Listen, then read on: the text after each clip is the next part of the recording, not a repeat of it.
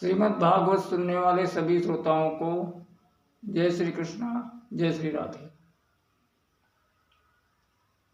आज श्रीमद् भागवत के प्रथम श्लोक की व्याख्या करने जा रहे हैं तथा कथा सुनाने जा रहे हैं। व्यास जी कहते हैं, सच्चिदानंद रूपाय विश्वोत्पत्त्यादिहेतवे तापत्रे विनाशाय श्रीकृष्णाय वयं नुमः। तापत्रे विनाशाय श्रीकृष्णाय वयं नुमः। व्यास जी कहते हैं कि हम उन भगवान श्री कृष्ण की को नमस्कार करते हैं। भगवान का स्वरूप कैसा है वो कहते हैं, सच्चिदानंद रूपाय। ये भगवान का स्वरूप लक्षण बताया। सच्चिदानंद रूपाय, सतघन, चितघन और आनंद घन, ये भगवान का स्वरूप है। सत माने जो तीनों कालों में रहे, जो कल था आज नहीं है और आज जो है कल नहीं रहेगा, वो असत है। लेकिन भगवान त्रिकाल से बाधित हैं। भगवान कल भी थे और आज भी हैं और कल भी रहेंगे। ये भगवान का स्वरूप है। और चिदघन, चिद माने ज्ञान, भगवान में अज्ञान का प्रवेश नहीं, भगवान ज्ञान घन है। और आनंद घन, भगवान आनंद के सागर हैं। तो ये भगवान का स्वरूप है। और करते क्या हैं, विश्वोत्पत्त्यादिहेतवे, इस समस्त संसार की स्थिति और स्थान, स्थिति, उत्पत्ति और अंत में नाश करने वाले वही भगवान हैं, वही कारण हैं। विश्वोत्पत्त्यादिहेतवे, तब ऐसे भगवान की शरण में जाने से क्या होगा? तो व्यास जी कहते हैं कि तापत्रय विनाशाय, जो हम आध्यात्मिक और भौतिक और दैहिक ये तीन तापों से दिन रात तपते रहते हैं, तो उसका नाश हो जाता है। तापत्रय विनाशाय श्री कृष्णाय वयं नुमः। तो ये तीन ताप होते हैं, आदि दैविक, आदि भौतिक और आध्यात्मिक। ये तीन प्रकार के ताप होते हैं। तो उन भगवान की चरण शरण ग्रहण करने से तीनों तापों का नाश हो जाता है। और ये पावन कथा सूत जी शौनकादि ऋषियों को नैमिषारण्य में सुना रहे हैं। तो एक बार कथामृत सुनने में कुशल शौनकादि ऋषियों ने सूत जी को नैमिषारण्य में विराजमान देखकर उनको प्रणाम करके उनसे पूछते हैं कि नैमिषे सूतमासीनमभिवाद्य महामतिम् कथामृतरसास्वाद कुशला सौनको ब्रवीत्। जो कथा रूपी अमृत को सुनने में कुशल हैं, ऐसे हैं शौनकाद ऋषि। तो वो कहते हैं कि हे प्रभु, अज्ञानध्वांत विध्वंस कोटिशूर समप्रभ, आपके पास अज्ञान रूपी अंधकार को नष्ट करने के लिए करोड़ों सूर्य के समान ज्ञान है। तो आप उस ज्ञान के द्वारा हमारे अज्ञान के अंधकार को नष्ट कर दीजिए तथा श्रुताख्या हि कथा सारम मम कर्णरसायनम, आप हमारे कानों को प्रिय लगने वाली रसायन अमृत स्वरूप सार गर्भित कथा सुनाए। क्योंकि भक्ति ज्ञान विरागाप्तो विवेको वर्धते महान, भक्ति ज्ञान और वैराग के द्वारा जो उत्तम विवेक की प्राप्ति होती है तथा माया मोह निरासश्च वैष्णवे क्रियते कथम, और ये जो माया मोह से पीछा छुड़ाने के लिए वैष्णव लोग क्या करते हैं। क्योंकि महाराज घोर कलयुग आ गया है। यह घोरे कलौ प्रायो जीवस्याशुरतां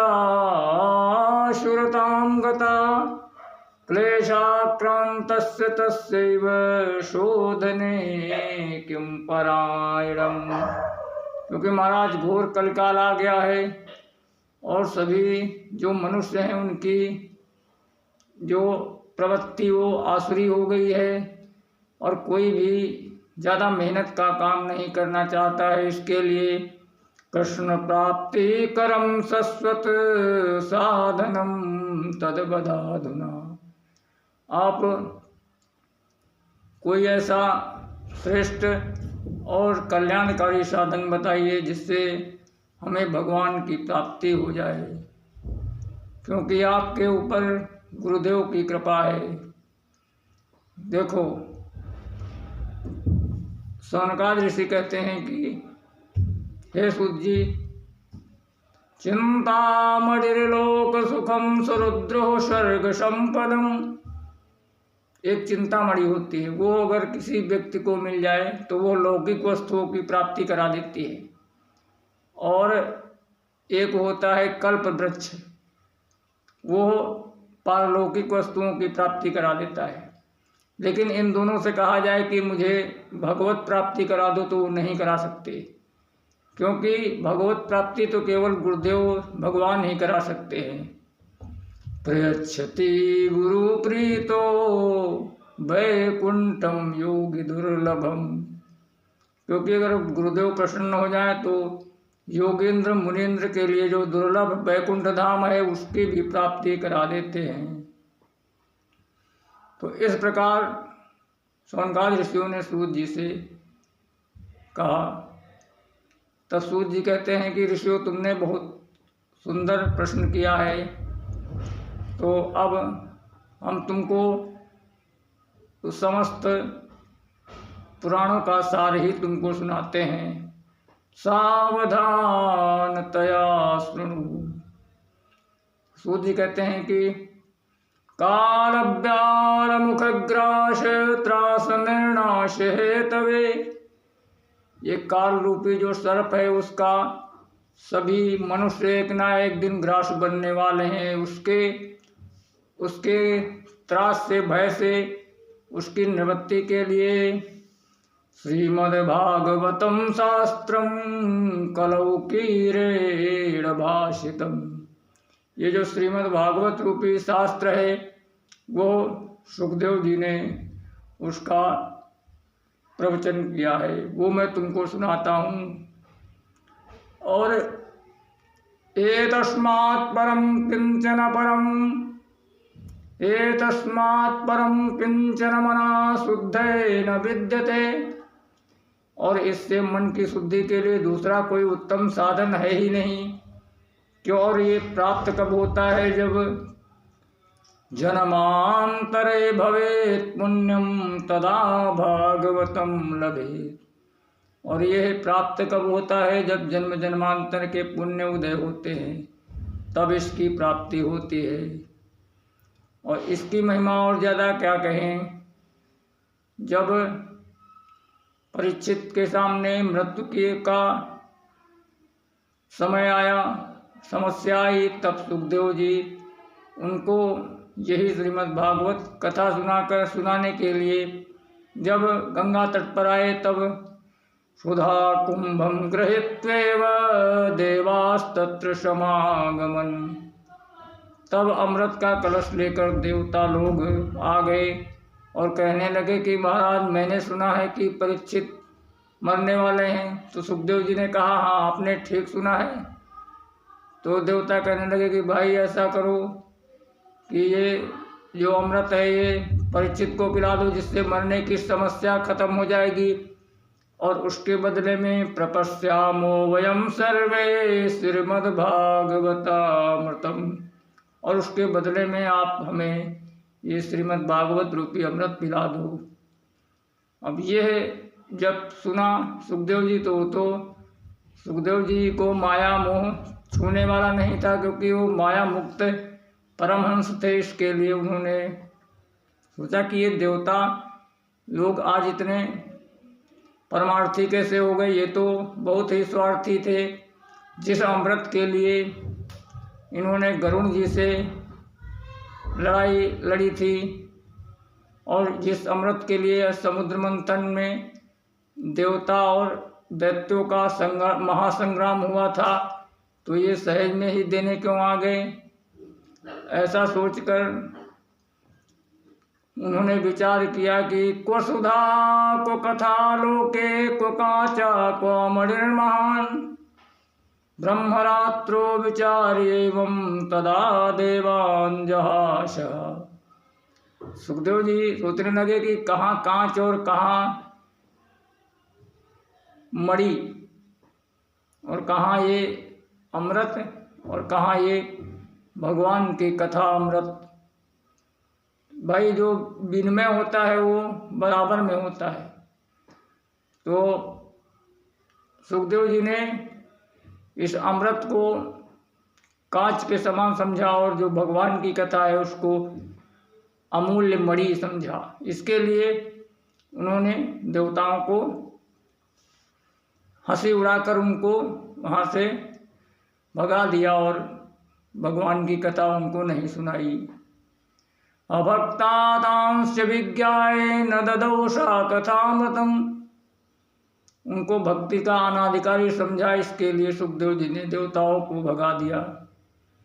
तो ऐसी ये देव दुर्लभ कथा है जो हम सबको सुनने को मिलती है और ये देवताओं के लिए भी दुर्लभ है। श्रीमद्भागवती वार्ता सुराणामपि दुर्लभा। ये देव दुर्लभ कथा है, ये देवताओं को भी सुनने को नहीं मिलती है। वो हम सबको ये केवल पृथ्वी लोक में ही सुलभ है। सत्ये स्वर्गे च कैलासे वैकुंठम नास्ति रसम। ये ना तो सत्यलोक में है ना स्वर्ग में है। और भोले बाबा को भी जब कथा सुनना होता है तो वो कैलाश छोड़कर काकभुसुंडी के पास नीलांचल पर्वत पर जाते हैं और वहाँ पे कथा सुनते हैं। तो ऐसी देव दुर्लभ कथा है। अब एक बार विचार किया जाए कि भाई देवताओं को सुखदेव जी ने कथा क्यों नहीं सुनाया। तो देवता जो लोग थे, देवता थे, वो हम मनुष्यों के बीच में बैठकर कथा नहीं सुनना चाहते थे। वो सोच रहे थे कि हम सुखदेव जी को ही स्वर्ग में ले जाएंगे और वहीं पे कथा सुनेंगे जाके। इसके लिए उन्होंने भक्ति का अनाधिकारी समझा, क्योंकि देवता लोग जो हैं ये मनुष्यों को तुच्छ समझते हैं। इसके लिए इनके बीच में बैठकर सुनना नहीं चाहते। और अगर विचार किया जाए तो देवता बड़े हैं कि मनुष्य? तो सब कहेंगे भाई देवता बड़े हैं, लेकिन देवताओं को फिर एक कथा सुनने को क्यों नहीं मिली? तो देवता ये ऐसे इस तरह मानो कि एक राजा के हाथ में पारस मणि मिल गई, तो उसने अपनी प्रजा को सारा खजाना लुटा दिया, और खजाने में केवल चांदी और लोहे के बर्तन थे। तो पहले जो आदमी आए उनको चांदी के बर्तन हाथ लगे, तो उन्होंने चांदी में हाथ मारा, और बाद में चांदी खत्म, तो जो बाकी बचे थे वो लोहे में के बर्तन ही लिया और बोले चलो जो ही राम सो ही राम। और अब राजा ने कहा कि भाई चांदी वाले चले जाएं और लोहे वाले एक एक हमारे पास आते जाएं। तो अब चांदी वाले चले तो गए, लेकिन छुप छुप कर देखते रहे कि अब भाई इनको क्या मिलेगा। तो राजा को जो पारस मणि मिल गई थी, तो उन्होंने उस लोहे के बर्तन से छुआया तो वो लोहा सोना बन गया। तो ये देखकर चांदी वाले बेचारे पछताने लगे कि हमको बहुत नुकसान हो गया, और हमको भी लोहे का बर्तन ही लेना चाहिए था। तो इस प्रकार ये जो मनुष्य शरीर है ये लोहे का है, और देवताओं का शरीर चांदी का है। लेकिन इस मनुष्य रूपी लोहे के शरीर में जब गुरु रूपी पारस मणि मिल का स्पर्श हो जाता है, तो यह देवताओं के भी ऊपर जो ऊर्ध्व लोक होते हैं वहाँ पे वो मनुष्य पहुँच जाता है।